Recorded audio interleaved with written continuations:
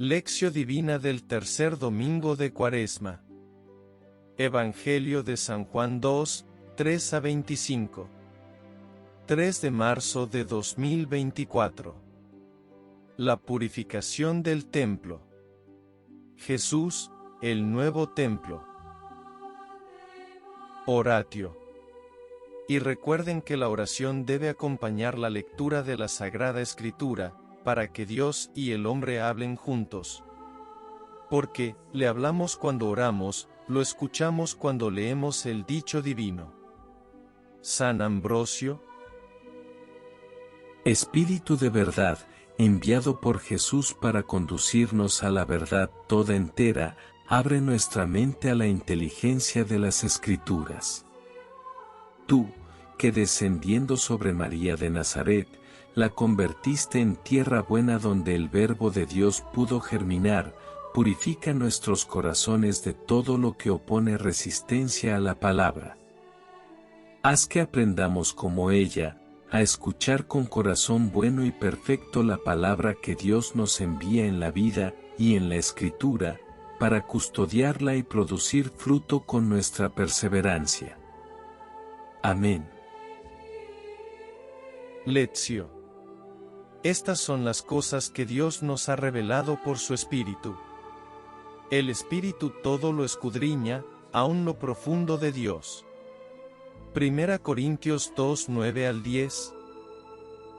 Del Santo Evangelio según San Juan 2, 13 a 25. Cuando se acercaba la Pascua de los judíos, Jesús llegó a Jerusalén y encontró en el templo a los vendedores de bueyes, ovejas y palomas, y a los cambistas con sus mesas. Entonces hizo un látigo de cordeles y los echó del templo, con todo y sus ovejas y bueyes. A los cambistas les volcó las mesas y le tiró al suelo las monedas, y a los que vendían palomas les dijo: «Quiten todo de aquí y no conviertan en un mercado la casa de mi Padre». En ese momento, sus discípulos se acordaron de lo que estaba escrito: «El celo de tu casa me devora». Después intervinieron los judíos para preguntarle: «¿Qué señal nos das de que tienes autoridad para actuar así?». Jesús les respondió: «Destruyan este templo y en 3 días lo reconstruiré». Replicaron los judíos: 46 años se ha llevado la construcción del templo, ¿y tú lo vas a levantar en 3 días? Pero él hablaba del templo de su cuerpo.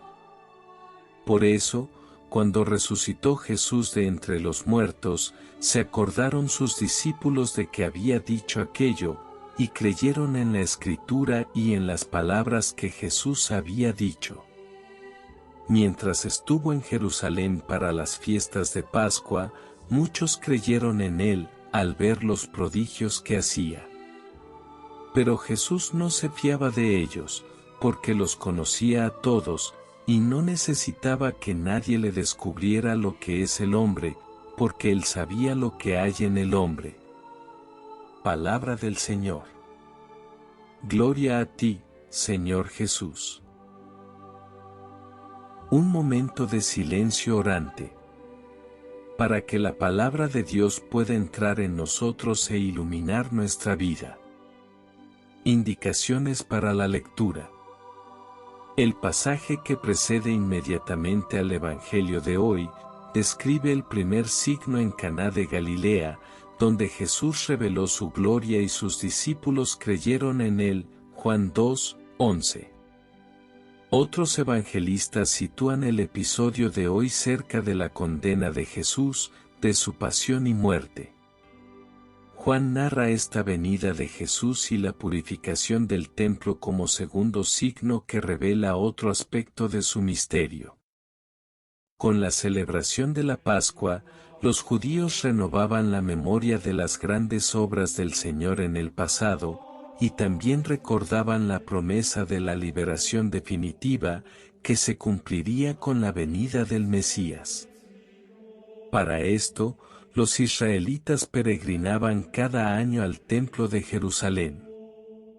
Dos elementos nos hablan de la pasión y muerte del Señor: el látigo hecho con cuerdas y el templo de su cuerpo que será levantado en 3 días. Destaca la diferencia entre los discípulos y los fariseos. Los discípulos ven las obras de Jesús y saben distinguir su verdadero significado a la luz de su Pascua. Los fariseos permanecen ciegos y no logran ver el sentido profundo de lo que les dice Cristo. Meditación. La meditación es, sobre todo, una búsqueda. El espíritu trata de comprender el porqué y el cómo de la vida cristiana, para adherirse y responder a lo que el Señor pide. Catecismo de la Iglesia Católica, numeral 2705. Jesús el nuevo templo. Ya tenemos un nuevo templo. ¿O otro? Sí, pero se trata de un templo muy especial. En las 2 semanas anteriores meditábamos en el significado existencial y espiritual del desierto y de la montaña. Ahora nos toca detenernos en el templo. Esta es la tercera etapa de nuestro camino cuaresmal. Y este es también el tema del Evangelio de este tercer domingo de Cuaresma. Si cuando hablamos del desierto y de la montaña, decíamos que eran lugares privilegiados para la oración, con mayor razón lo es el templo. Pero Juan está para presentarnos una escena dramática e impresionante. Jesús, con una violencia insólita, va a expulsar a los mercaderes de ese lugar de oración, que es el templo. Y para comprender mejor este pasaje, tratemos de penetrar en las circunstancias históricas del relato. Nos encontramos ya muy próximos a la Pascua. Las fiestas pascuales eran las celebraciones religiosas más importantes del año para todo judío. En ellas conmemoraban la liberación de Israel del yugo del faraón y de la esclavitud en Egipto. Recordaban con gran solemnidad y regocijo cómo Dios, aquella primera noche santa de Pascua, había pasado por las casas de los egipcios matando a todos los primogénitos, desde los hombres hasta los animales, tomándose venganza de los falsos dioses de Egipto, sin que los israelitas sufrieran ningún daño. Pascua significa precisamente paso del Señor. Aquella noche inmolaron el cordero, símbolo de la liberación y del sacrificio ofrecido al Señor. Y eran tan importantes estas fechas que todo judío piadoso debía viajar a Jerusalén, al menos una vez en la vida, para dar gracias a Dios por estos gloriosos acontecimientos de salvación.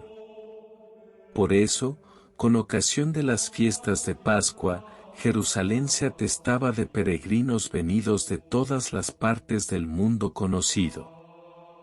La ciudad santa contaba por entonces con unos 50.000 habitantes, y se dice que para estas celebraciones llegaba a albergar incluso hasta 500.000 de visitantes. Durante esos días, la gente se dirigía al templo a orar, a ofrecer limosnas y holocaustos, además de la inmolación solemne del Cordero Pascual. Pero todos estos animales debían ser ritualmente puros y los sacerdotes se encargaban de aprobarlos. Los que habían sido comprados fuera del templo eran considerados no aptos para el sacrificio. Por supuesto que eran los sacerdotes quienes disponían de esos animales idóneos, y los vendían a los peregrinos en el recinto del templo, 3 o 4 veces más caros del costo ordinario. Y, por si fuera poco, tenían que comprarlos con moneda local. Por eso existían tantos puestos de cambiamonedas, y en cada cambio le robaban a la gente una buena tajada. Obviamente, los dueños de todo este comercio eran los saduceos y los sumos sacerdotes del templo, con Anás y Caifás a la cabeza.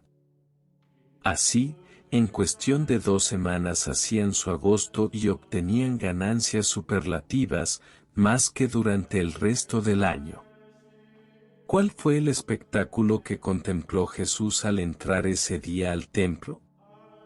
Un griterío, la algarabía de la gente y las discusiones por los cambios de moneda, los pleitos por los abusos en la venta de animales, y el ir y venir de todo el mundo, buscando cada uno su interés particular. Los mercaderes, los vendedores de animales, los guardias, los peregrinos.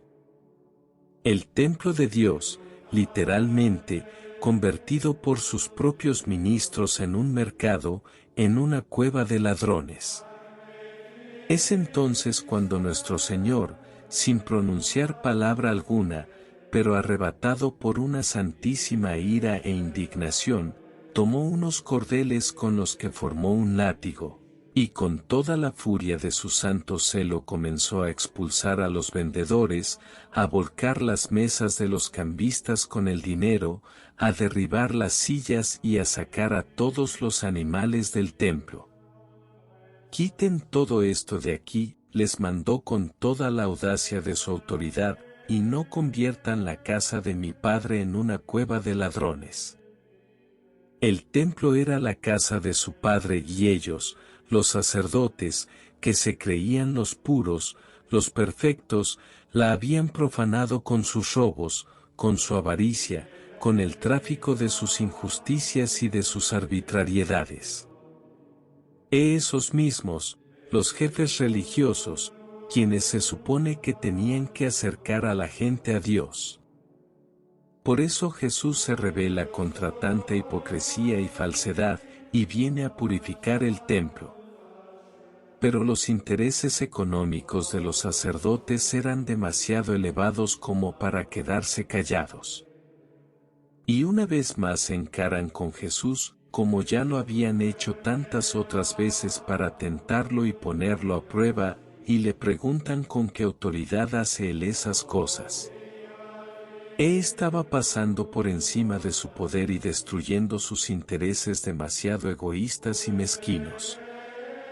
«Destruyan este templo», les responde, «y en 3 días lo levantaré». Claro que ellos se burlan. 46 años se han tardado para construirlo, ¿y tú lo vas a levantar en 3 días? Ellos no entienden nada como siempre. Pero Jesús, nos dice el evangelista, hablaba del templo de su cuerpo. Ha comenzado una nueva era, la edad mesiánica que ya había anunciado desde el inicio de su predicación, y que ellos nunca comprendieron. Jesús es el nuevo templo. Con él, ha comenzado el Nuevo Testamento, la nueva alianza, el tiempo nuevo de la Iglesia. De hoy en adelante ya no va a importar tanto el edificio material de piedra y de madera, construido en Jerusalén, porque el cuerpo del Señor es el verdadero templo, el cuerpo místico de Cristo compuesto por todos los bautizados. Jesús, con su pasión, muerte y resurrección, inició también la verdadera Pascua. Él es nuestra Pascua y nuestro Cordero Pascual, inmolado por nuestra salvación. La verdadera liberación no es la de Egipto, sino la de la esclavitud del pecado y de la muerte eterna. Hemos llegado, pues, a la tercera etapa de nuestro itinerario cuaresmal, que nos va preparando para celebrar la Pascua del Señor. Vivamos ya desde ahora unidos a Jesucristo nuestro Señor con el corazón purificado por el amor a Él y a los hermanos. La autenticidad de nuestro culto cristiano y de nuestra devoción tiene que medirse por las obras y por la caridad hacia el prójimo. Algunas preguntas para ayudarnos en la meditación y en la oración. ¿Soy capaz de confiarme a Dios completamente en un acto de fe, o pido siempre signos? Dios me proporciona muchos signos de su presencia en mi vida, ¿soy capaz de acogerlos? ¿Me contento con el culto exterior o trato de ofrecer a Dios el culto de mi obediencia en la cotidianidad de la vida? ¿Quién es Jesús para mí? Soy consciente de que solo en Él, y por medio de Él, es posible encontrar a Dios. Contemplatio. La contemplación es la oración del Hijo de Dios, del pecador perdonado, que consiente en acoger el amor con el que es amado, y que quiere responder a él, amando más todavía. Catecismo de la Iglesia Católica, numeral 2712. El templo de Jerusalén era el lugar de la presencia de Dios en medio de su pueblo. Sin embargo, los profetas insistieron incesantemente en que no bastaba acceder al templo y ofrecer sacrificios para ser agradables a Dios. Isaías 1, 10-17, Jeremías 7, 1-28, Amós 4, 4-5, 5, 21-27.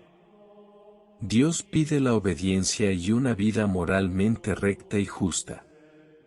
Si el culto exterior no expresa estas posturas vitales, es vacío. Primera de Samuel 15, 22. Jesús se injerta en esta tradición profética de purificación del culto, Zacarías 14, 21 y Malaquías 3,1, para la acción del futuro Mesías a este respecto. Los discípulos lo admiran por esto, y rápidamente piensan que por este modo de comportarse, tendrá que sufrir en la persona como Jeremías 26, 1-15, y los otros profetas. Pero para el Evangelio de Juan, la acción de Jesús es más que un gesto profético de celo por Dios. Es un signo que prefigura y anuncia el gran signo de la muerte y resurrección de Jesús. Más que una purificación, lo que hace Jesús es anunciar la abolición del templo, y del culto allí celebrado, porque ya el lugar de la presencia de Dios es el cuerpo glorificado de Jesús, Juan 1, 51, 4, 23. Oración final. Oh Padre, tú has constituido a tu Hijo Jesús templo nuevo de la nueva y definitiva alianza, construido no por manos de hombres sino del Espíritu Santo. Haz que, acogiendo con fe su palabra, vivamos en él, y podamos así adorarte en espíritu y verdad. Abre nuestros ojos a las necesidades de nuestros hermanos y hermanas que son miembros del cuerpo de Cristo, para que sirviendo a ellos te demos el verdadero culto que tú deseas. Te lo pedimos por Cristo nuestro Señor. Amén. Propósito de esta lectio divina. La autenticidad de nuestro culto cristiano y de nuestra devoción tiene que medirse por las obras y por la caridad hacia el prójimo.